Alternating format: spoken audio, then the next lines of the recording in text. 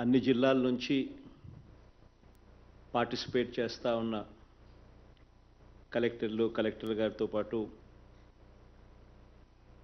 పిల్లల తల్లిదండ్రులు, ప్రజాప్రతినిధులు, వీళ్ళే కాకుండా విదేశాల నుంచి మన పిల్లలు ఎవరైతే అక్కడ చదువుతున్నారో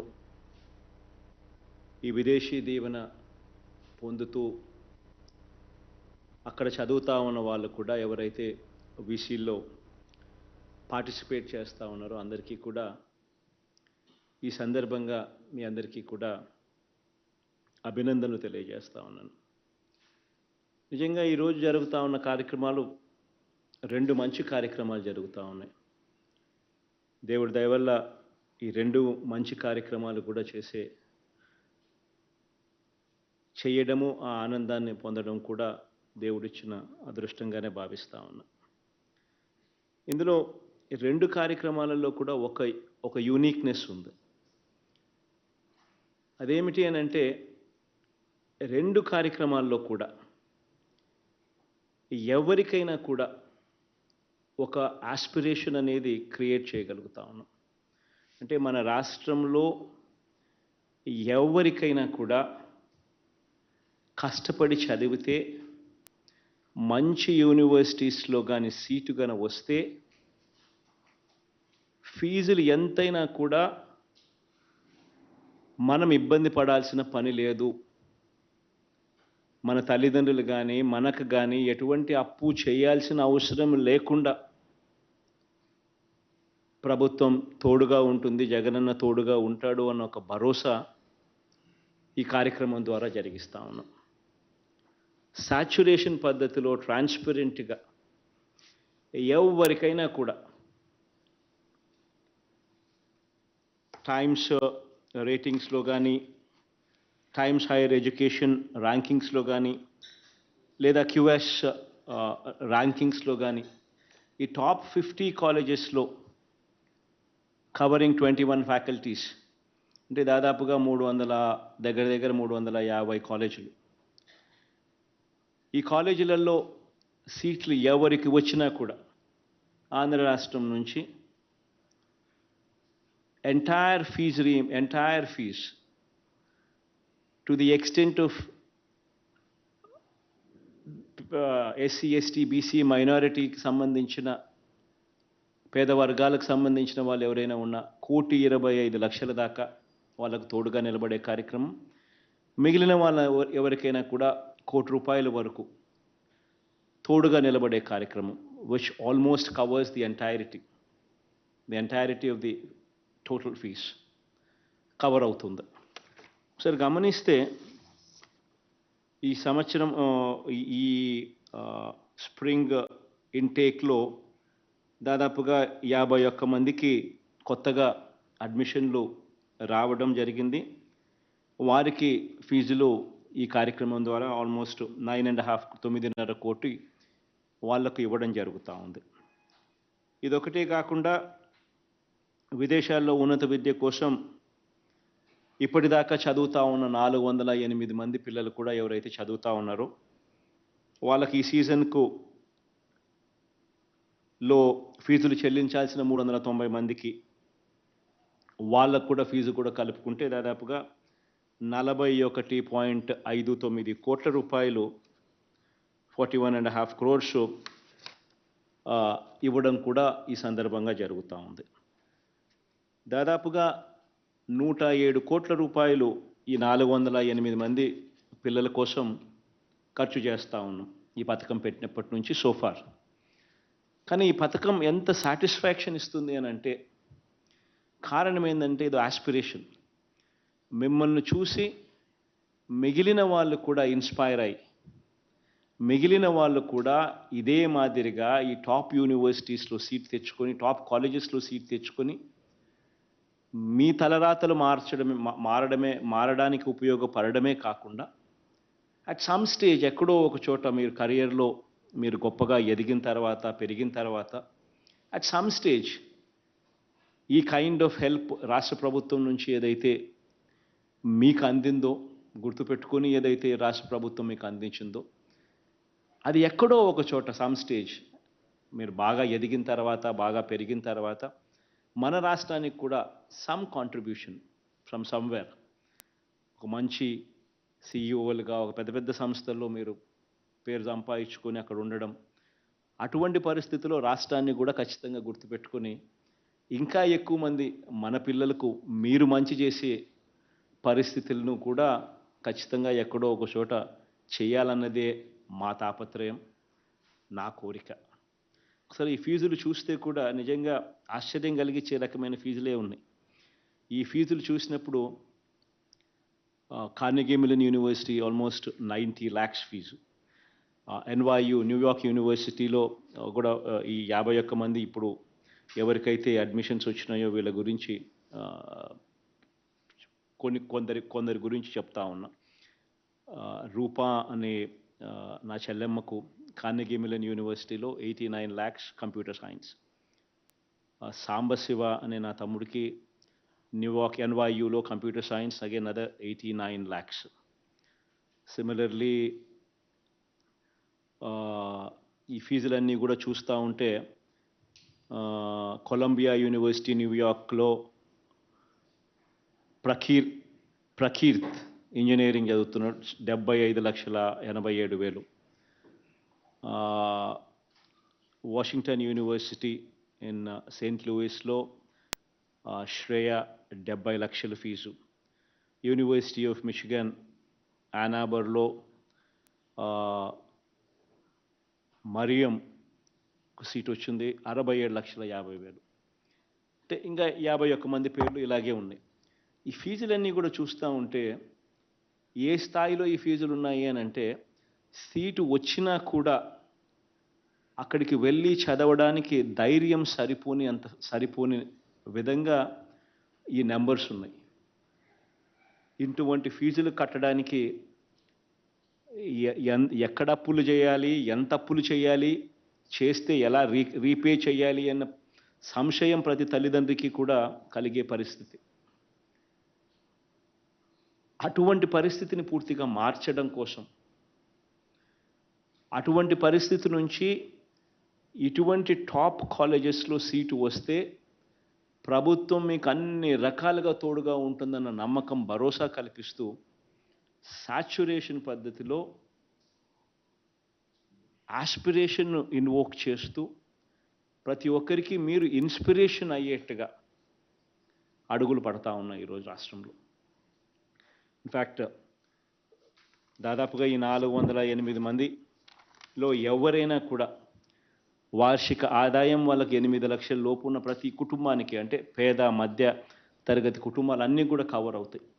వీళ్ళందరికీ కూడా ఇదొక బూన్ కింద, ఇదొక దేవుడిచ్చిన గొప్ప అవకాశం కింద సహాయ సహకారాలు అందుతున్నాయి. తోడుగా ఉండే కార్యక్రమం ప్రభుత్వం తరపు నుంచి జరుగుతూ ఉంది. మీ అందరికీ కూడా all the very best wishes తెలియజేస్తూ ఉన్నాను. In fact so much so that అట్టడుగు వర్గాలు దీనివల్ల అత్యధికంగా కూడా బాగుపడాలని కూడా మనసారా కూడా కోరుతా ఉన్నా. దాదాపుగా ఎకనామికలీ బ్యాక్వర్డ్ సెక్షన్స్ నుంచి దాదాపుగా ఆల్మోస్ట్ యావరేజ్ మీద 45% ఉంటే మిగిలిన 55% ఎస్సీ, ఎస్టీ, బీసీ మైనారిటీ వర్గాలకు సంబంధించిన వాళ్ళందరూ కూడా దీంట్లో ఉన్నారు.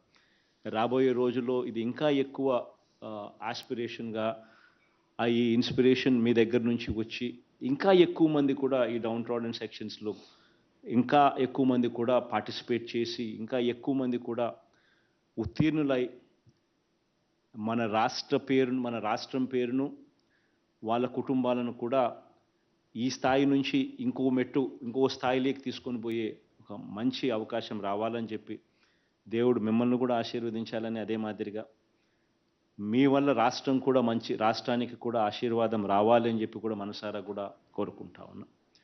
సిమిలర్లీ ఈరోజు ఇంకొక రెండో మంచి కార్యక్రమం కూడా జరుగుతూ ఉంది. అది మన దేశంలో ఎక్కడైనా కూడా ఉత్తీర్ణత సాధించిన వాళ్ళు, ఎక్కడైనా మన రాష్ట్రంలో ఎవరైనా కూడా ఆస్పైర్ చేసేది ఐఏఎస్లు కావాలని. ఈ ఐఏఎస్లు కావడానికి కూడా ఈ ఐఏఎస్ కానీ ఐపీఎస్ కానీ ఇటువంటి మన రాష్ట్రంలో ఎవరైనా కూడా యువత కూడా ఆస్పైర్ చేస్తుంది. దీంట్లో కూడా ఒక సాచురేషన్ పద్ధతిలో ఇక్కడ కూడా ఒక ఇన్స్పిరేషన్ ఇచ్చే కథలు రావాలి అనే తాపత్రయంతో ఇది కూడా ఒక ఆస్పిరేషన్ కావాలి అనే ఆరాటంతో దీనికి కూడా సంబంధించి కూడా ఈరోజు మరో కార్యక్రమం కూడా ప్రారంభిస్తా ఉన్నాం.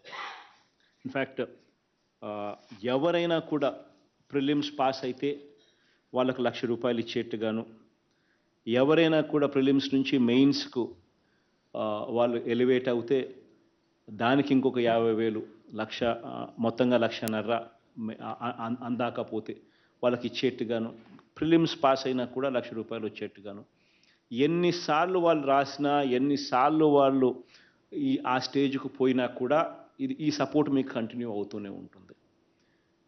ఈ రకంగా చేయడం వల్ల ఇంకా ఎక్కువ మంది మోటివేట్ అవుతారు. ఇంకా ఎక్కువ మంది కూడా ఐఏఎస్లు ఐపీఎస్లు మన రాష్ట్రం నుంచి వచ్చే చదువులు మన రాష్ట్రంలో అవైలబుల్గా అవుతాయి, రావాలి అని తాపత్రయంతో కూడా అడుగులు వేగంగా వేస్తూ ఈ డైరెక్షన్లో కూడా ఈరోజు ఒక చారిత్రాత్మక నిర్ణయం తీసుకొని ఈ కార్యక్రమం కూడా మొదలు పెడతా ఉన్నాం.